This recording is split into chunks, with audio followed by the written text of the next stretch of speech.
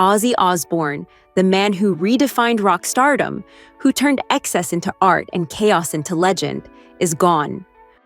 Born in Birmingham, forged in poverty and madness, Ozzy lived the kind of life most musicians only try to fake in lyrics.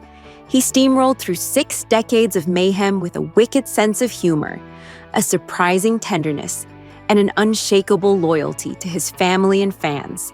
By 30, he became the Prince of Darkness, and he earned that title the hard way.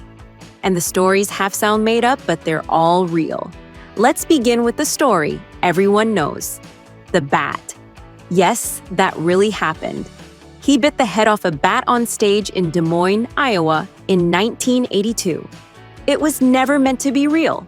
A fan threw it on stage. Ozzy, thinking it was rubber, bit down and found his mouth full of blood, and later full of rabies shots. But for him, that was just another Monday.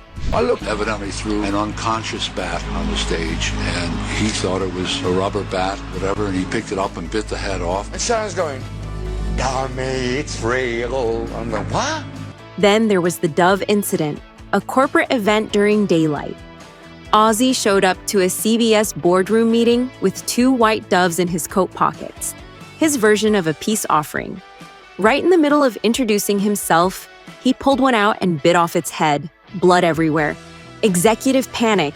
They signed him anyway, because Ozzy was chaos and chaos sold. Of course, it only got weirder.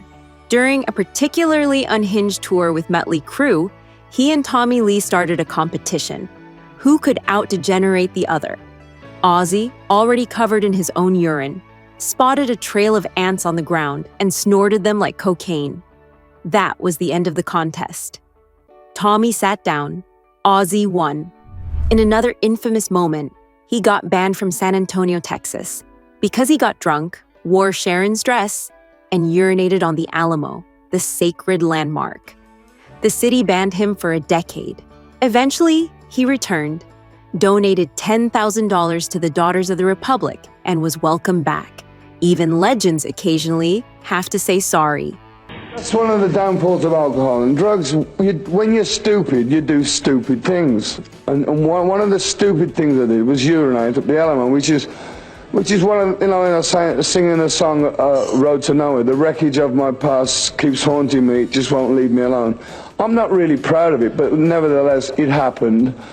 And then there are the darker stories, like the one about the kittens. Some say that during his Sabbath days, he threw a dozen kittens into the crowd that got crushed. Others say it's an urban legend. No one really knows. But with Ozzy, the line between myth and memory is thinner than paper. Once, he even woke up in a hotel room with no idea where he was after he had stolen a tank, a real one. He drove it around, didn't crash it, didn't kill anyone, just woke up the next day confused and alive. Again. He also proposed to Sharon with a knife in his hand. That was Ozzy's version of romance. He was blackout drunk. She was terrified. But somehow they made it work. Through addiction, arrests, and even reality television, it lasted more than 4 decades. That was love, Ozzy style. Even after the chaos of his rock star years began to fade, Ozzy Osbourne remained unforgettable.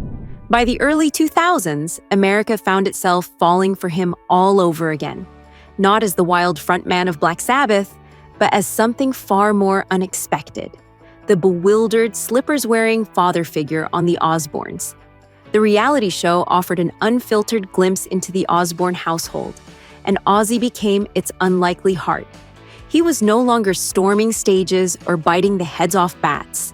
Instead, he was shuffling through hallways in mismatched pajamas, mumbling at remote controls, and waging daily battles with his microwave. But even in this quieter, domestic setting, he was still unmistakably Ozzy, loud, strange, endearing, and utterly himself. He didn't just survive rock and roll, he outlasted it. By every rule in the book, he should have died in 1976, or 1982, or 1999, but he didn't. He kept showing up. He kept screaming into microphones. He kept making music that sounded like pain turned into poetry. He gave misfits and weirdos a place to belong. He made madness beautiful. So when people say there was no one like him, they mean it. He wasn't careful. He was never supposed to make it past 27, but he did. He made it all the way to the end on his own terms, with Sharon, with his kids, and with an army of fiercely loyal fans, the kind who saw it all and never flinched, not at the madness, not at the mess. They loved him exactly as he was. Got a favorite Ozzy moment? Drop it below. Rest in power, Ozzy. There'll never be another you. For more daily deep dives into the drama that shapes pop culture, follow us and stay tuned.